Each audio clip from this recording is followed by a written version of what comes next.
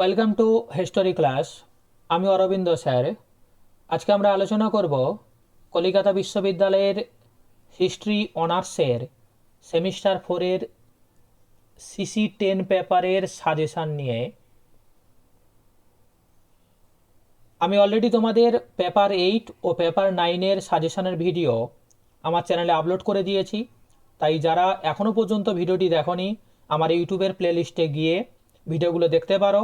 না হলে আমি আমার এই ভিডিওর ডেসক্রিপশানে ওই দুটি সাজেশানের ভিডিওর লিঙ্ক দিয়ে রাখবো, সেখানে গিয়েও তোমরা দেখতে পারো।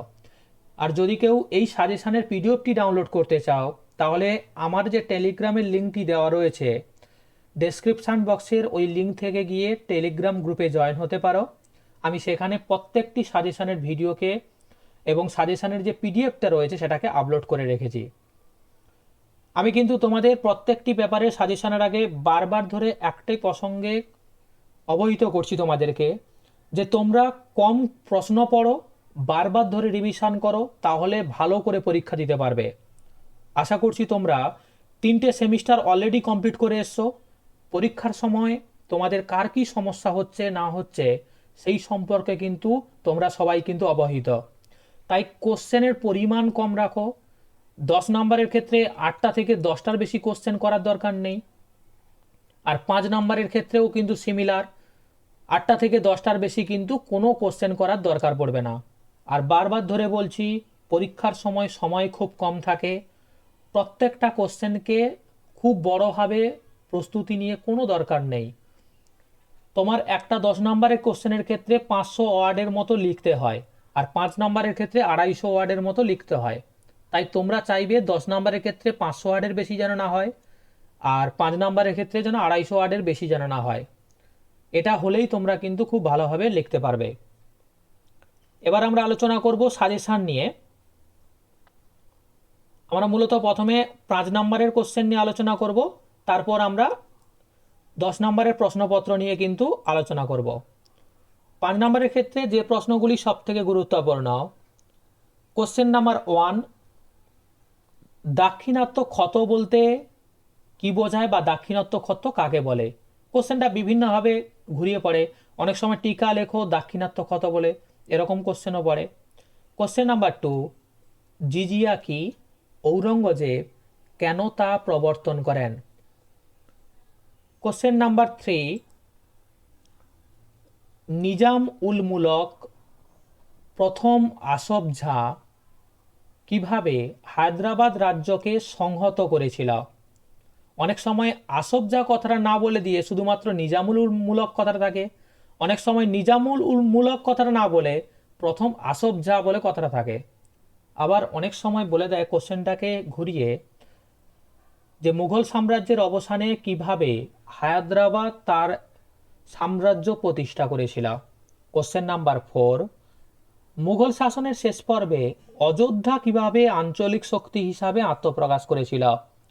এই দুটো প্রশ্নের মধ্যে কিন্তু একটা কোশ্চেন কনফার্মলি পড়বে। কোশ্চেন নাম্বার 5, সদনামী বিদ্রোহ। কোশ্চেন নাম্বার 6, ঔরঙ্গজেবের সময় শিখ কৃষক বিদ্রোহ কিভাবে সংগঠিত হয়েছিল? আমি কিন্তু আবারও বলে দিচ্ছি, সদনামী বিদ্রোহ আর শিখ বিদ্রোহ দুটোর দুটো কোশ্চেনও পড়তে পারে, বা যে কোনো একটা প্রশ্নও কিন্তু পড়তে পারে। কোশ্চেন নাম্বার 7, তনখা জাগির ও ওয়াতন জাগিরের মধ্যে পার্থক্য কি? কোশ্চেন নাম্বার 8, জায়গিরদারি ব্যবস্থা কি? এ প্রসঙ্গেও মনে রাখবে, এই দুটো প্রশ্নের মধ্যে কিন্তু যে কোনো একটা প্রশ্ন কনফার্মলি কিন্তু আসবে। এটা 200% সিওরিটি রয়েছে, তাই যে যেভাবে চাইবে সেভাবে প্রস্তুতি নিতে পারবে। কোশ্চেন নাম্বার 9, টিকা লেখো নকশবন্দি সুফিধারা। কোশ্চেন নাম্বার 10, মুঘল যুগে প্রযুক্তির উপর সংক্ষিপ্ত টিকা লেখো।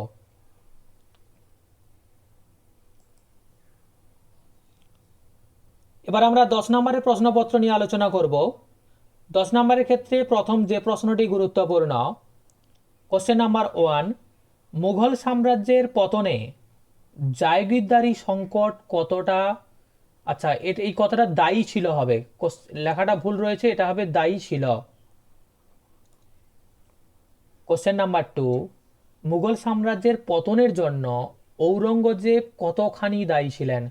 এই দুটো প্রশ্ন কিন্তু সুনিশ্চিতভাবে সবার জন্য প্রস্তুতি নেওয়া থাকে। এটাও কিন্তু 200% সিওরিটি রয়েছে, দুটোর মধ্যে একটা কনফার্ম পড়বে। আমি কিন্তু বারবার ধরে বলে দিচ্ছি, এই দুটো কোশ্চেনকে এমনভাবে রিভিশন করে যাও যেন 200% সিওরিটি সহিত তোমরা লিখতে পারো। কোশ্চেন নাম্বার 3, মুর্শিদ কুলি খানের রাজস্ব ব্যবস্থার মূল বৈশিষ্ট্যগুলি কী ছিল? কোশ্চেন নাম্বার 4, শিবাজির অধীনে মারাঠা প্রশাসনের প্রকৃতি ব্যাখ্যা করো। কোশ্চেন নাম্বার 5, শাহজাহানের মধ্য এশিয়ার নীতি আলোচনা করো। কোশ্চেন নাম্বার 6, মুঘল স্থাপত্যের অনন্য বৈশিষ্ট্যগুলি আলোচনা করো। কোশ্চেন নাম্বার 7, ঔরঙ্গজেবের ধর্মনীতিকে তুমি কিভাবে ব্যাখ্যা করবে? কোশ্চেন নাম্বার 8, মুঘল যুগে ইতিহাসের উপাদান হিসাবে বিদেশি পর্যটকদের বিবরণীর গুরুত্ব আলোচনা করো। কোশ্চেন নাম্বার 9, মুঘল যুগে ভারত মহাসাগরীয় বাণিজ্যের মূল বৈশিষ্ট্যগুলি আলোচনা করো। তাহলে আমরা এখানেও কিন্তু 7টা প্রশ্নের স্টার সিম্বল দিয়ে রেখেছি। এই 7টা প্রশ্নকে কিন্তু তোমরা খুবই গুরুত্ব সহকারে পড়বে এবং পরীক্ষার জাস্ট আগের মুহূর্তে এই প্রশ্নগুলোকেই কিন্তু বারবার রিভিশন করার চেষ্টা করবে। তার পাশাপাশি আরও দুটো প্রশ্ন দিয়ে রেখেছি, তাই এগুলোকেও পরীক্ষার সময় দেখে যাওয়ার চেষ্টা করবে। আমি তোমাদের পেপার 8, 9 এবং 10-এর সাজেশনের ভিডিও আপলোড করে দিলাম। আমাদের আর একটি পেপার বাকি রয়েছে, সেটা হচ্ছে এসিসি পেপার। আমি খুব শীঘ্রই সেই এসিসি পেপারের সাজেশনটি আমার চ্যানেলে আপলোড করে দেবো, তাই সবাই দেখে নেওয়ার চেষ্টা করবে। Thank you everyone.